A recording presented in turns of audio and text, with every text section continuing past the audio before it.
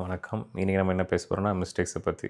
மிஸ்டேக்ஸ்னால் ஜென்ரலாக நம்ம செஞ்ச தப்புங்க, இல்லை ஒன்ஸ் நம்ம செஞ்ச தவறுகள், இல்லை மற்றவங்க யாராவது செஞ்ச தப்பு, அதை பற்றி நம்ம இதை பற்றி பேச போகிறோம்.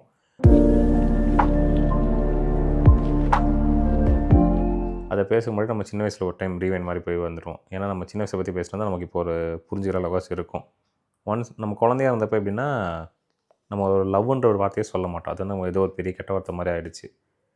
அது நம்ம சொன்னதுக்கப்புறம் அதெல்லாம் ஒன்றும் இல்லை அப்படின்ற மாதிரி ஆகிட்டோம். அதுக்கப்புறம் வந்து இந்த பொண்ணு கூட பேசணும் வந்து கண்டிப்பாக நம்ம ஜட்ஜ் பண்ணி தான் செஞ்சுருப்போம் சின்ன வயசில். பொண்ணுக்கெலாம் பேசலாம் பாரு அப்படின்ற மாதிரி. ஒன்ஸ் நம்ம பொண்ணு கூட பேச ஆரம்பிச்சதுக்கப்புறம் அது ஒரு பெரிய விஷயமா இருந்திருக்காது. அதே மாதிரி கெட்ட வார்த்தை பேசினா கேவலமாக பார்த்துருக்கோம். நம்ம கெட்ட வார்த்தை பேசினதுக்கப்புறம் அதெல்லாம் ஒன்றும் இல்லை அப்படின்ற மாதிரி ஆகிட்டோம். அப்புறம் வந்துட்டு இந்த வளர இந்த தண்ணி, தம்மு இதெல்லாம் எப்படி செய்கிறாங்க அப்படின்ற மாதிரி நினச்சிருக்கோம். ஆனால் நம்ம செஞ்சதுக்கப்புறம் அதெல்லாம் ஒரு விஷயமே இல்லை அப்படின்ற மாதிரி ஆகிட்டோம். ஒரு தப்புன்றது எப்படின்னா, நம்ம செய்யாத வரைக்கும் தான் அது தப்பு. ஒன்ஸ் நம்ம செஞ்சதுக்கப்புறம் அது தப்பே கிடையாது. அதெல்லாம் ஒன்றும் இல்லை அப்படின்னு ஒரு மைண்ட் செட் தான் எல்லாருக்குமே. ஆனால் நம்ம ஏதோ பெர்ஃபெக்ட் மாதிரி நம்ம உட்காந்து ஜட்ஜ் பண்ணிகிட்ருப்போம்னு சொல்கிறேன். இப்போது சிம்பிளாக ஒரு எக்ஸாம்பிள் சொல்லணும்னு வச்சுக்கோங்களேன். இப்போ நான் ஒரு விஷயம் செஞ்சுருப்பேன். ஆனால் நான் இன்னொருத்தவங்களை உட்காந்து ஜட்ஜ் பண்ணிகிட்ருப்பேன். ஆனால் என்ன யாரோ ஒருத்தவங்க கான்ஸ்டன்ட்டாக ஜட்ஜ் பண்ணிட்டு தான் இருப்பாங்க. இது இன்னும் சொல்ல போனால் இப்போ நம்ம சாப்பிட்ற விஷயம் வச்சுக்கலாம்.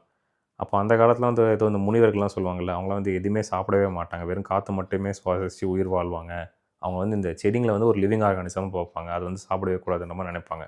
இப்போ அவங்கள மாதிரி ஒருத்தங்க வந்து செடியெல்லாம் சாப்பிட்றாங்களே, நார்மலாக இந்த வெஜ்ஜு சாப்பிட்றாங்களா, அவங்கள பார்த்தாலே கேவலமாக தெரியும். எப்படிலாம் இதெல்லாம் இப்படி தான் ஒரு உயிரை சாவடிச்சு பார்க்குறாங்க, சாப்பிட்றாங்களோ அப்படின்ற மாதிரி நினைப்பாங்க. அவங்களுக்கு வந்து இந்த சிக்கன் அதெல்லாம் சாப்பிட்றவங்கள பார்த்தா கேவலமாக தெரியும். சிக்கன் சாப்பிட்றவங்களுக்கு வந்து இந்த பீஃப் அதெல்லாம் சாப்பிட்றாங்கல்ல, அவங்கள பார்த்தா எப்படி தான் ஒரு ஒரு கடவுள் மாதிரி ஒரு என்னது கோமாதாவா அதை அடித்து சாவடிக்கிறாங்க அதை அடித்து சாப்பிட்றாங்கன்ற மாதிரி நினைப்பாங்க. அவங்களுக்கு வந்து இந்த மான் கறி, முயல் கறி எவ்வளோ க்யூட்டான ஒரு விஷயம், அது க்யூட்டான ஒரு ஆர்கானிசம், அதை அடித்து சாப்பிட்றாங்களே அப்படின்ற மாதிரி நினைப்பாங்க. அவங்களுக்கு வந்து இந்த இந்த சைனீஸில் இந்த கரப்பாம்பூச்சி அதெல்லாம் வறுத்து சாப்பிடுவாங்கள்ல, அவங்கள பார்த்தா கேவலமாக இருக்குன்னு சொல்கிறேன். நம்ம ஒரு விஷயம் வந்து நம்ம ஏதோ பெர்ஃபெக்ட்னு நினச்சிட்டு இன்னொருத்தவங்களை ஜட்ஜ் பண்ணுவோம். ஆனால் நம்மளே யாராவது ஜட்ஜ் பண்ணிட்டு தான் இருப்பாங்கன்ற மாதிரி சொல்கிறேன். இப்போது ஏன் இது சொல்கிறேன்னா, நீங்கள் 100% பெர்ஃபெக்ட்னு யாருமே கிடையவே கிடையாது. இப்போ நான் ஒரு ஐடியாலஜி எடுத்து வரப்போ அது கண்டிப்பாக தப்பாக கூட இருக்கலாம். அது தப்புன்னு சொல்கிறதுக்கு எனக்கு ஆப்போசிட் ஒரு பர்சன் இருக்கணும். அவங்ககிட்ட நான் தப்புன்னு சொன்னாங்கன்னா, நான் 2 பேரும் உட்காந்து சரிசமமாக உட்காந்து பேசினா, அந்த 2 பேரோட அறிவும் கொஞ்சமாச்சும் வளரும். இப்போ நான் ஒரு விஷயத்தை எடுத்து வரப்போ அது தப்புன்றத தப்போ கரெக்டோ அது நீ சொல்கிற தப்பு அப்படின்னு சொல்லிட்டு என்கிட்ட இந்த திட்டுறவங்களையோ அடிக்கிறவங்ககிட்டயோ ஒன்றுமே பண்ணவே முடியாது. இதே மாதிரி அது காலங்காலமாக இன்வென்ஷன் ஏதாவது ஒன்று எடுத்து வந்தாலும் அப்படி தான் நடந்திருக்கு. ஃபஸ்ட்டு ஹேண்ட் வாஷ் எடுத்துகிட்டு வந்தாங்க. ஹேண்ட் வாஷ் ஏதாச்சும் டாக்டர்ஸ்லாம் ஹேண்ட் வாஷ் பண்ணணும், இல்லைனா உயிர் ரொம்ப அதிகமாக போகுது, சாவறாங்க அப்படின்னு சொன்னப்ப அவர் ஒரு பைத்தியம் அப்படின்னு சொல்கிற மாதிரி திட்டி அவரை அடித்து பைத்தியம் மென்டல் ஹாஸ்பிட்டலில் தள்ளி விட்டு, அங்கே மென்டல் ஹாஸ்பிட்டலில் கார்ட்ஸ் எல்லாம் அவர் போட்டு அடித்து சாவடிச்சு சீல் பிடிச்சி செத்து போனார். அதே மாதிரி ஐஸ் கண்டுபிடிச்சவர். ஐஸ் வந்து நேச்சுரலாக தான் ஃபார்ம் ஆகணும், கடவுள் தான் அதை கொடுக்கணும், அது எப்படி ஒரு மேன்மேடாக நீங்கள் கண்டுபிடிப்பீங்க, இயற்கைக்கு எதிராக நீங்கள் செய்கிறீங்கன்ற மாதிரி சொல்லி அவரையும் அதே மாதிரி தான். அவர் வந்து மலேரியா சால்வ் பண்ணணுன்றக்காக தான் அந்த ஐஸே கண்டுபிடிச்சார். அவரை வந்து இந்த மாதிரி பைத்தியன்ற மாதிரி சொல்லி அவரை அதே மாதிரி தான் சாவடிச்சாங்க.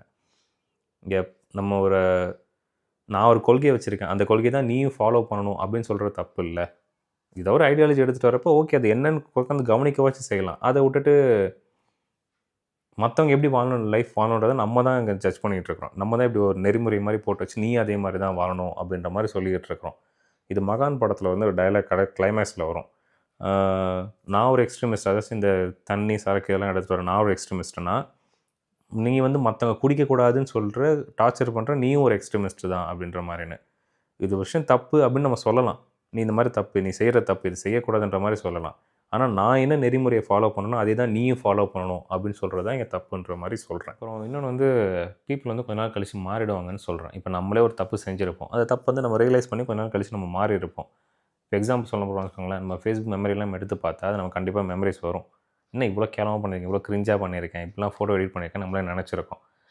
ஆனால் அந்த வேர்ஷன் நம்மக்கிட்ட இப்போ இருக்கான்னு கேட்டால் கிடையாது. நம்ம இப்போ கொஞ்சம் மாறிட்டோம். அதே மாதிரி இப்போ ஒரு பர்சன் எப்படி ஜட்ஜ் பண்ணுவாங்கன்னா, இப்போ 5 வருஷத்துக்கு முன்னாடி என்ன யாரோ ஒருத்தங்க மீட் பண்ணியிருப்பாங்க. அந்த பர்சன் என்ன ஜட்ஜ் பண்ணுவாங்கன்னா, அவனா இப்படிப்பட்டவன் அப்படின்ற மாதிரி எனக்கு கேவலமாக ஜட்ஜ் பண்ணுவாங்க. அது ஒரு 10 வருஷத்துக்கு முன்னாடி உள்ளவங்க வந்து அவனா இப்படிப்பட்டவன் தான், அவன் இப்படி தான் இருப்பான் அப்படின்ற மாதிரி என்ன ஜட்ஜ் பண்ணியிருப்பாங்க. ஆனால் அந்த வருஷன் இப்போ என்கிட்ட இருக்கான்னு கேட்டால் கிடையாது. அது கொஞ்ச நாள் கழிச்சு அந்த மெச்சூரிட்டி வந்துருச்சு சித்தப்பா அப்படின்ற மாதிரி நம்ம கொஞ்ச நாள் கழிச்சு எல்லாமே நம்ம மாற்றிக்கிட்டோம்.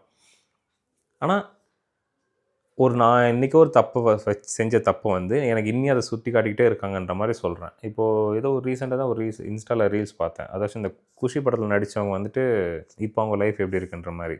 ஹீரோ வந்து பாலிடிக்ஸ் அந்த மாதிரி போயிட்டாங்க. ஹீரோயின் வந்து மேரேஜ் அப்படின்னு மும்பை போயிட்டாங்க. இப்போ காமெடியன் வந்து இப்போ உயிரோடு இல்லை அப்படின்ற மாதிரி சொல்லியிருந்தாங்க. அதுக்கப்புறம் சைடு ஆக்ட்ரஸ் வந்து இப்போ வந்து ஒரு ஒரு மாதிரி அவங்க நல்ல ஒரு விஷயத்துக்காக போயிட்டு இருக்கிறப்ப அவங்க என்ன சொன்னாங்கன்னா, அப்போல்லாம் பண்ணிவிட்டு இப்போ மட்டும் என்ன அப்படின்ற மாதிரி அவங்கள திட்ட தான் செஞ்சாங்க. அப்போல்லாம் அப்படிலாம் பண்ணிவிட்டு இப்போ மட்டும் இப்போ ஒழுங்காக போயிட்டா என்ன அப்படின்ற மாதிரி சொன்னாங்க. ஒருத்தங்க தப்பு மாற்றிக்கிட்டாங்கிறத அது திருந்துறதுக்கு நம்ம ஆப்பர்ச்சுனிட்டியே தராமல், நீ அப்படிப்பட்டவ தானே, நீ ஒரு காலத்தில் அப்படி தானே இருந்த அப்படின்னு சொல்கிறது தப்பு தானே. ஒருத்தங்க மாறிட்டாங்கன்னா ஓகே மாறிட்டாங்க, அதை விட்டுட்டு போயிட வேண்டியதானே. நீ அப்படி தானே இருந்த, இப்பயும் அப்படி தான் இருப்ப அப்படின்னு சொல்கிறது தான் இங்கே தப்புன்ட்டு சொல்கிறேன். நம்மளும் அந்த மாதிரி எல்லா விஷயம் நம்ம லைஃப்பில் மாற்றிக்கிட்டோம். நம்ம ஒரு கேவலமான விஷயத்த பண்ணியிருப்போம். அது கொஞ்ச நாள் கழிச்சு நம்ம தப்புன்றது தெரிஞ்சு அதை நம்ம மாற்றிக்கிட்டோம். அதே மாதிரி இன்னொருத்தவங்க மாறுறப்பையும் அதை போட்டு ஜட்ஜ் பண்ணிகிட்டே இருக்கோம். அந்த தப்பை வச்சு நம்ம இன்னும் கடைசி வரைக்கும் லைஃப் லாங் சுட்டி காட்ட வேணாம்னு சொல்கிறேன். இன்னொன்று, நம்ம இன்னொருத்தவங்களை ஜட்ஜ் பண்ணுறதுக்கு முன்னாடி நம்ம லைஃப் ஒரு டைம் யோசிச்சு பார்க்கணும்னு சொல்கிறேன். இப்போ நான் வந்து ஒருத்தங்க சின்ன வயசுல இருந்து, நான் சின்ன வயசுன்னு சொல்லலை, கொஞ்ச நாளைக்கு முன்னாடி நம்ம பார்த்தா இன்னும் இப்படிலாம் பண்ணுறாங்கிற மாதிரி நினச்சிருக்கேன். ஆனால் அந்த தப்பு நானே எனக்கு தெரியாமல் கொஞ்ச நாள் கழிச்சு நானே அதை செய்ய ஆரம்பித்தேன். அதை நான் செய்கிறப்ப தான் தெரிஞ்சு, ஓகே நம்ம அப்படி பண்ண இப்போ நம்மளே அதை தானே செஞ்சுட்ருக்குறோம் அப்படின்ற மாதிரி நினச்சிருக்கோம். இன்னொரு எக்ஸாம்பிள் இது சொல்லப்போனால் வந்து இது சொல்லக்கூடாதுன்னு நினச்சேன். ஆனால் அது வந்து இன்ஸ்டாவில் தான் இதையும் பார்த்தேன். நான் ஒரு டேபிளில் ஏதாச்சும் என்னோடய சைல்ட்ஹுட் வெர்ஷன் ஒரு டேபிளில் உட்காந்துட்ருக்கு. நான் வந்து இப்போ என்னோடய வெர்ஷன் வந்து அந்த டேபிளில் போய் உட்கார்றப்ப நான் வந்து சிகரெட் எடுத்து பற்ற வைக்கிறேன். அந்த சைல்ட்ஹுட் வெர்ஷன் திரும்பி பார்த்துட்டு எந்திரிச்சு போயிடுச்சு அப்படின்றப்ப ஒரு மாதிரி ஹிட் ஆச்சு. இப்போ நம்ம சின்ன வயசில் நம்ம கண்டிப்பாக எல்லாமே ஒரு இது இருந்திருப்போம். என்ன ஆனாலும் இதெல்லாம் நம்ம செய்யவே கூடாது அப்படின்ற மாதிரி இருந்திருக்கும். ஆனால் அந்த வெர்ஷன் நம்மளே அந்த மாதிரி தான் மாறிட்டோம்.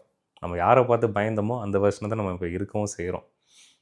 அதனால் இன்னொருத்தவங்களை ஜட்ஜ் பண்ணுறதுக்கு முன்னாடி ஒரு செகண்ட் யோசிச்சுக்கோங்க. நம்ம லைஃப் இன்னும் முடியலை. நம்மளும் அந்த தப்பு செய்யக்கூட ஆரம்பிக்கலாம். அதுக்குள்ளே யாரையும் சீக்கிரமாக ஜட்ஜ் பண்ணிடாதீங்கன்னு சொல்கிறேன். அவ்வளோதான்.